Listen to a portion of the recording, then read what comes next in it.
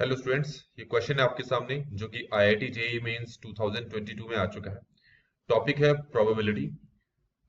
इस क्वेश्चन का सोल्यूशन करें उससे पहले कहना चाहूंगा कि वीडियो को लाइक जरूर करें। अगर आप सोल्यूशन देखते हैं, समझ में आता है तो वीडियो को लाइक जरूर करें।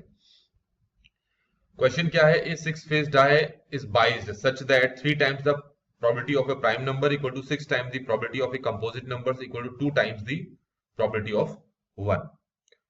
तो इससे हमें पता लग गया कि हमें पहले यहां पर प्रोबेबिलिटीज निकालनी पड़ेंगी। तो ऐसा करते हैं कि 3 टाइम्स दी, ये इसको मैं ऐसे लिख लेता हूं।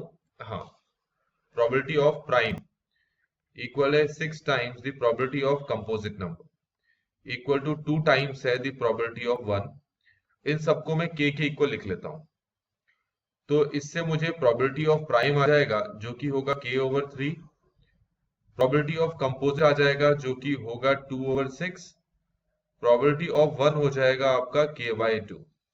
एक बार इसको इसके इक्वल रख के प्रोबेबिलिटी ऑफ प्राइम मिलेगा, इसको इसके इक्वल रख के प्रोबेबिलिटी ऑफ कंपोजिट नंबर मिलेगा, इसको इसके इक्वल रख के प्रोबेबिलिटी ऑफ 1 मिलेगा।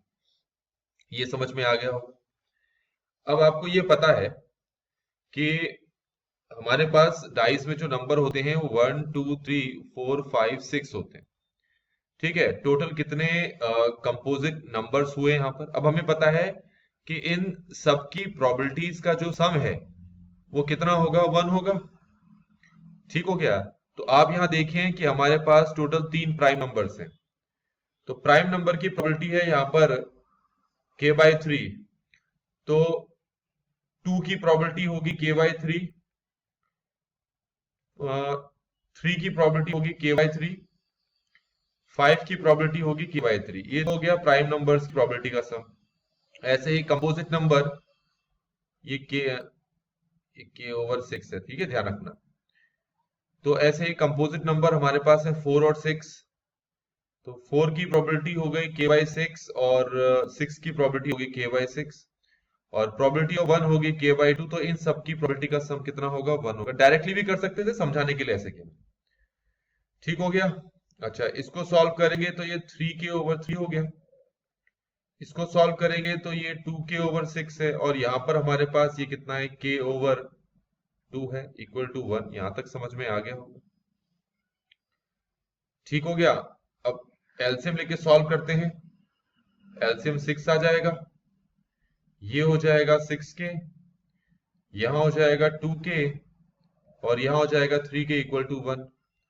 तो ये आ गया 5k/6 इक्वल टू 1 और k की वैल्यू नहीं, ये आ गया 11k/6 और k की वैल्यू कितनी आ गई? 6/11। तो ये हमें k की वैल्यू मिल चुकी है। तो k की वैल्यू हमें मिल गई, तो इस बेसिस पर हम सभी की प्रोबेबिलिटीज हम निकाल सकते हैं। प्राइम नंबर की प्रोबेबिलिटी जो पहले k/3 थी, अब ये कितनी हो जाएगी? k की वैल्यू अगर मैं पुट कर दूं तो 6/33 हो जाएगी। ऐसे ही प्रोबेबिलिटी ऑफ कंपोजिट नंबर जो था 6/k/6 था, k की वैल्यू 6/11 पुट कर दूंगा तो ये कितना आ जाएगा हमारे पास? अब 1/6 मल्टीप्लाई 6/11, ये 1/11 हो गया।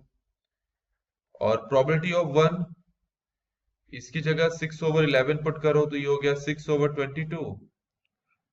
2 3 जा 2 11 जा तो ये 3/11 हो गया। तो यहां पर इसको काट सकते हैं, 3 2 जा 6, 3 11 जा तो ये 2/11 हो गया। तो अब आप देख सकते हैं कि प्राइम नंबर की प्रोबेबिलिटी हमें मिल गई है जो कि 2/11 है। कंपोजिट नंबर की प्रोबेबिलिटी मिल गई जो कि 1/11 है और 1 की प्रोबेबिलिटी हमारे पास 3/11 है। अब आगे आते हैं, क्वेश्चन में आगे क्या कहा है। अब यहां पर x एक रैंडम वेरिएबल दे रखा है that counts the number of times one gets a perfect square. Perfect square dice में कौन होता है? 1 और 4 होते हैं परफेक्ट स्क्वायर। तो x जो है एक रैंडम वेरिएबल है। नंबर ऑफ टाइम्स जो नंबर ऑफ टाइम्स हमें क्या मिल जाए? परफेक्ट स्क्वायर, जब डाई को हम कितनी बार थ्रो करें? 2 बार। लास्ट में हमें मीन फाइंड करने के लिए कहा है इस x का। अब ये मीन को हम 2 तरीके से फाइंड आउट करने की कोशिश करेंगे।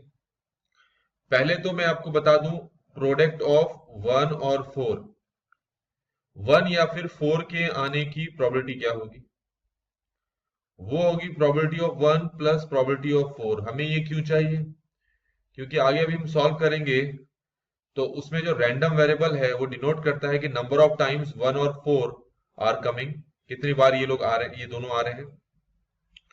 1 की प्रोबेबिलिटी है 3/11, 4 क्योंकि एक कंपोजिट नंबर है, इसकी प्रोबेबिलिटी है 1/11, तो टोटल हो गया ये 4/11। अब आते हैं आगे। अब मैं दो तरीके से समझाता हूं, एक पहले शॉर्टकट तरीके से और दूसरा जो है जो एक्चुअल तरीका है जो हमने एनसीईआरटी में पढ़ा हुआ है।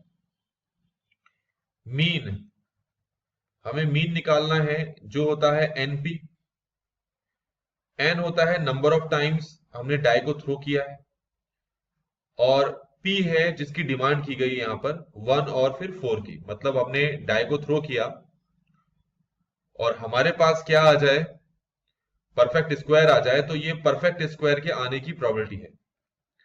थ्रो हमने 2 बार किया है, परफेक्ट स्क्वायर के आने की प्रोबेबिलिटी है 4/11, तो ये आंसर आ गया 8/11। एक तो ये तरीका है। एक तरीका और पढ़ा है आपने कि रैंडम वेरिएबल x को हम 0, 1 और 2 दे सकते हैं। 0 का मतलब है जब 2 बार थ्रो करने पे भी एक बार भी परफेक्ट स्क्वायर ना आए, 2 बार थ्रो करने पर सिर्फ एक ही बार परफेक्ट स्क्वायर मिले, 2 बार थ्रो करने पर 2 बार थ्रो करने पर दोनों बार ही परफेक्ट स्क्वायर मिले। तो प्रोबेबिलिटी x इक्वल टू 0 हमें निकालना है सबसे पहले। वैसे ऊपर मैं सॉल्व करवा चुका था पर यहां पर मैं इस तरीके से समझा दे रहा हूं। x इक्वल टू 0 का मतलब ना तो पहली बार परफेक्ट स्क्वायर मिले ना ही दूसरी बार परफेक्ट स्क्वायर मिले। ध्यान रखना s जो इवेंट है वो है कि डाई को थ्रो किया और परफेक्ट स्क्वायर आ गया, एस डैश इवेंट है कि डाई को थ्रो किया और परफेक्ट स्क्वायर नहीं आया।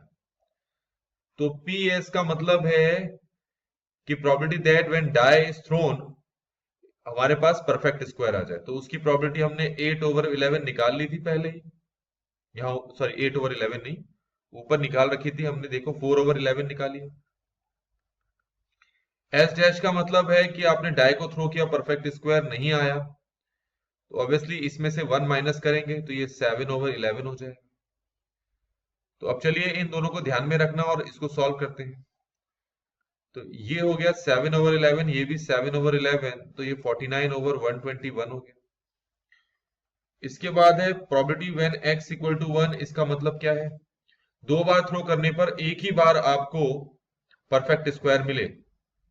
तो या तो मान लें पहली बार परफेक्ट स्क्वायर आ गया थ्रो करने पर दूसरी बार नहीं आया, या फिर पहली बार नहीं आया और दूसरी बार आ गया।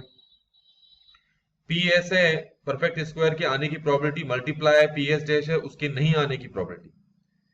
ठीक हो गया। तो अगर मैं यहां पर वैल्यूज पुट करूं, एक तो है 4/11 और दूसरा है 7/11, तो यहां पर भी 7/11 और 4/11, तो 4 से 28, 28 और ये हो जाएगा हमारा 56/121।